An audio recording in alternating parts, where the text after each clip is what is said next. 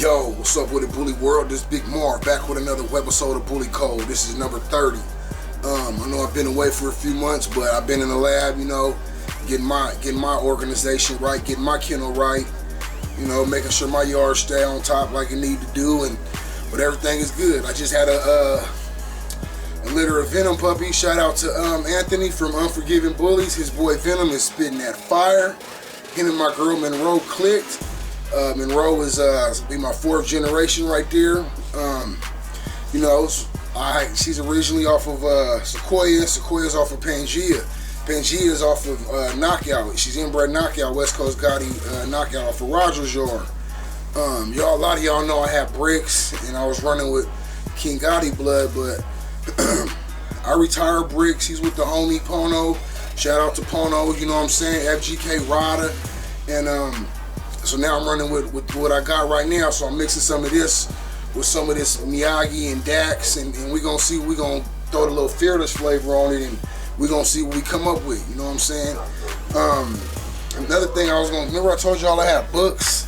So I got a lot of pit bull books. You know what I'm saying? Some of my old books. Check this out. The Guide to Owning American Pit Bull. This is one of my favorites right here. Kobe's book, An American Pit Bull. You read up on the Kobe line. This dude, he tells you how to breed. You feel me? Okay, I know we into the bullies and all that right now, but this dude, Kobe, he was on. The Kobe family, they was on. They took these dogs to another level. Good book, y'all. Check it out. The World of the American Pit Bull Terrier, another good book. You feel me? And the Working Pit Bull. This is all just books to lace you on the pit bull breed. And the reason why you ask, because it's the foundation to these bullies.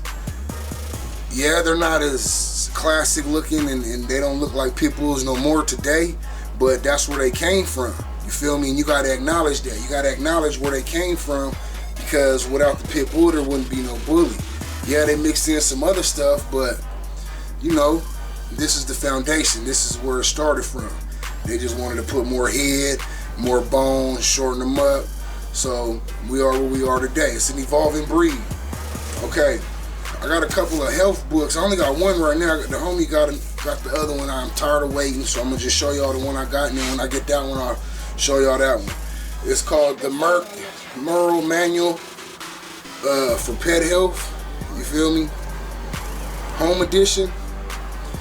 You got all kind of good stuff in here. I use it all the time. Like when something's going on with my dogs, I go reference this, because I ain't gonna always run to the vet. You feel me? When things get serious, I'll run to the vet, but I'm not gonna run to the vet every time.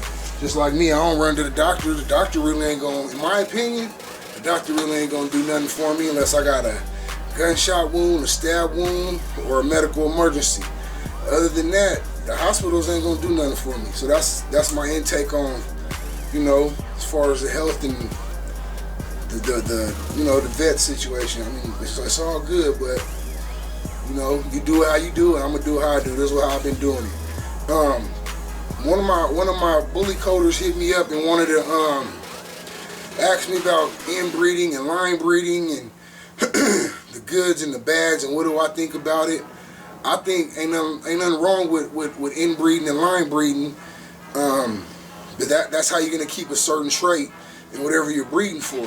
Because if you start stepping out too much outside the box, then you're gonna start getting into scatterbred dogs, which sometimes scatterbred breedings, they produce some nice dogs, but you as a breeder, your goal should be to produce a consistent look and a consistent litter. You want all your pups to look the same, whether it's the first pick or the last pick. You want them to kind of all have the general same look. You feel me?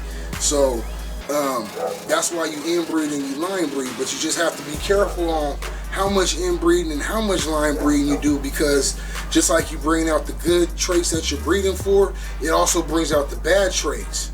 You feel me? Sometimes, like I notice some of my old gray line dogs, when I used to stack up the pedigrees with all the gray line stuff, they would get skin conditions.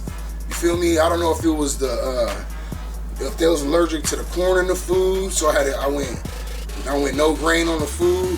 sometimes they would still get irritations on the skin. I didn't know if it was if they was allergic to the grass, or if they was allergic to the dirt, if they was allergic to the fleas. But that was some of the bad side of the breeding. You feel me?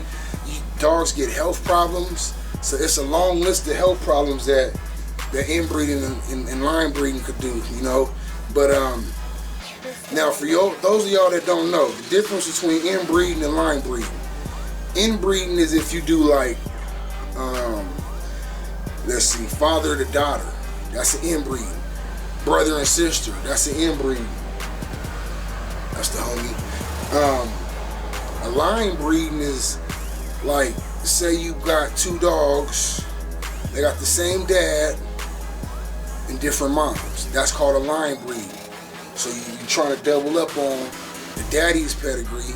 You feel me? So, but it's you doubling up on the dad side, and then you bringing in a little bit of the different blood from the moms. You feel me? That's called a line breed. And some people like doing those more than inbreeding because they think when you inbreeding, that's bringing it too close. I say breed at your own discretion. You feel me? I can't tell you what to do. I can just show you.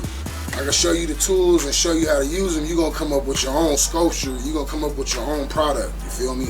But there's good and there's bad about inbreeding. I do it here on my yard.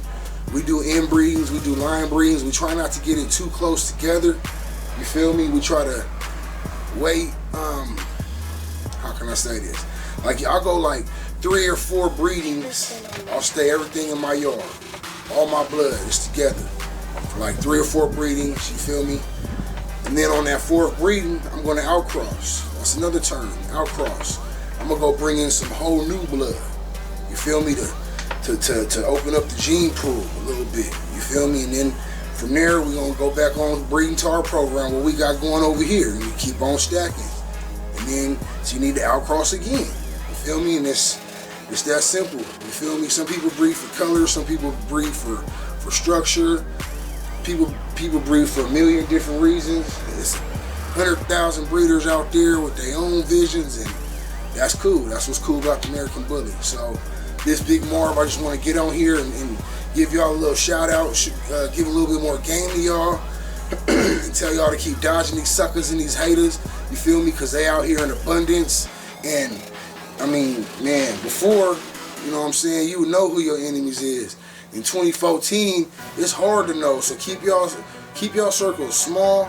And if you got real ones, embrace them and keep them close. You know what I'm saying? Because this game is full of snakes. People is gonna try to knock you down. That's just the way it is. I've been positive a million times, and still people still trying to knock on me. But I'm gonna rise above it because that's just what I do. You feel me? That's the fearless in me. But I want y'all to be easy out there. And you guys got anything y'all want me to talk about, just hit me up and I'll get on the video and I'll drop it for y'all. Oh, I got called out on the water challenge, right? I didn't bitch out on it. I didn't bitch out on it or nothing. I don't want y'all to think that. But I seen everybody in their water challenge and like it got played out. You feel me? To me, it got played out. It got burned. Then y'all wasn't even doing it right. You know, it's a whole way that you're supposed to do it. Y'all wasn't even doing it right. But I ain't getting on here to knock nobody or none of that. You know, good looking on doing the water challenge or whatever. But I didn't get called out. I mean, I got called out, but I didn't do it. So what I want to do is, instead of doing that water challenge, you know, they was like, oh, do the water challenge or donate $100 to your charity, whoop-de-whoop-whoop. That's cool, but I'm going to take it a step further than that. I'm going to go feed the homeless out here in San Diego. You feel me? And we gonna put the food right into the hungry, the people that need it.